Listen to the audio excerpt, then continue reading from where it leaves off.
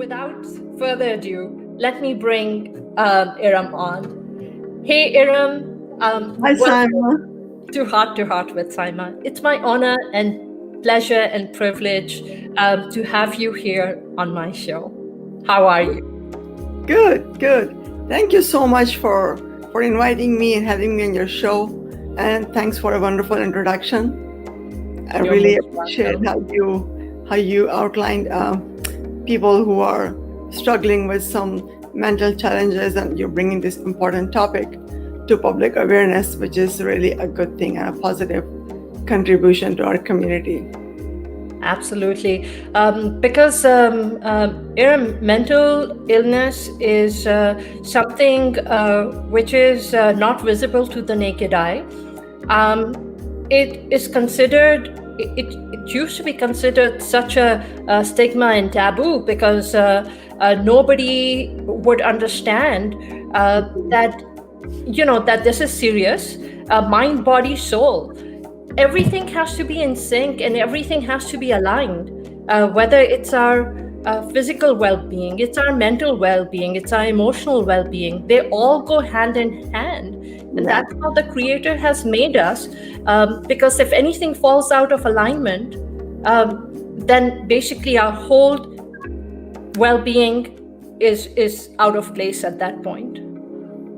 Yeah, I mean, if you see how we define mental health, it's important to know what's actually mental health means. It means it's actually a state of mind where we feel socially, psychologically, and emotionally stable, and we are fulfilling expectation of our surroundings, our society, and people from us. And we all try our best, according to our means and the resources and the support around us. We try our best to accomplish in our life whatever we are doing. But sometimes it's not easy to maintain the balance, and it's not that we are weak. Sometimes things get out of control, and not all of us know how to handle that. And that's where we need, an expertise or a person who would actually help us and pull us out of that situation. Guide us, diagnose it, Yes. most important. First of all, diagnosis is important. First of all, you need to understand that you are suffering. Yes. Sometimes we have no awareness of what happened and how things are going wrong. We have no idea. Even though we are suffering, we are feeling bad, we are crying, we are not sleeping, we stop eating, but we just simply can't pinpoint, oh, there might be depression, or I need somebody to talk to and get some help. And sometimes people think, oh. So, Erum, we started moving so fast. I would like to kind of come back and would love for you to give an introduction about yourself. I think right there, you're not just here as a psychiatrist, you're definitely here as a very empowering woman. Third day of your residency, and you got into a car accident, and you became wheelchair bound at that time. I can't even imagine what you must have gone through at that time.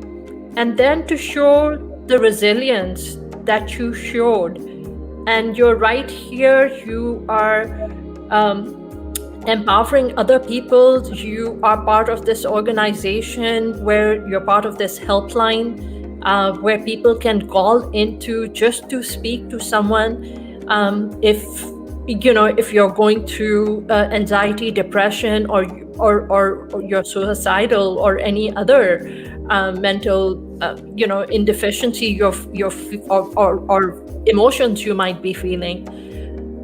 Would love to just give you the stage and tell us about your journey of life. Okay, well, thank you so much, first of all, for saying all these wonderful things about me. I think I try. I'm not sure if I want to be where I want to be, but we all are trying. So, telling about my life journey, this 1 hour show may not be enough. I mean, I can write a book on how it's not just started when I had the car accident. Even way before that, we have really faced some some challenges in our lifetime, which I think we were I have come across things, but there's always support, and I guess it all depends about your brought up, about your parents, your siblings, and how you respond to different situations. So just let me just give you a little bit background of who I am and what kind of person I have become with all these things in my life. I'm from Pakistan. I was raised in Pakistan up until I was 6 years old. And my parents, they were both physicians, by the way. My dad was a pediatrician and mom was a family practitioner. So they both moved to Saudi Arabia with three of us, three children, and I'm being the oldest. So we stayed in Saudi up until I went to a medical school, and then I got married. We were in Saudi Arabia and we lived in different cities. So I was exposed to that culture, and I was looking at, Arabs and their women and how they treat them, and how they were actually spoiled, some of them, by their husbands. And so there were like different aspects. And I was just a little girl growing up.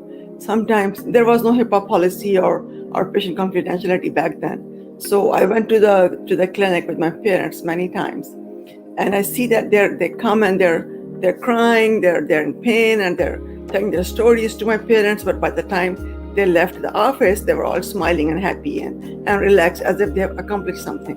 I mean, they were given some kind of hope.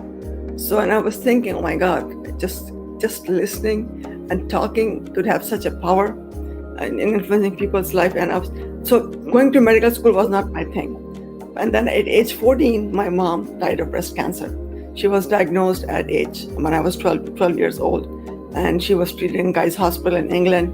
So we were going back and forth for her treatment, and then she died in England, and she got buried over there because that's what she wanted. She didn't want to go anywhere. I mean, to take her dead body. So I think that was the hardest journey. That time when we buried her, and on the third day we traveled back to Saudi Arabia. I mean, three of us and our dad, and we were just all quiet, and we were like in shock. That was the longest, I think, 8 or 10 hours journey I ever had in my life. Which, okay, we're gonna go to a home and there is no mom. So and after that, there in Saudi Arabia, there is no family support. We don't have any aunts and uncles, grandparents to support you. It's just us and our dad, and he was working full time.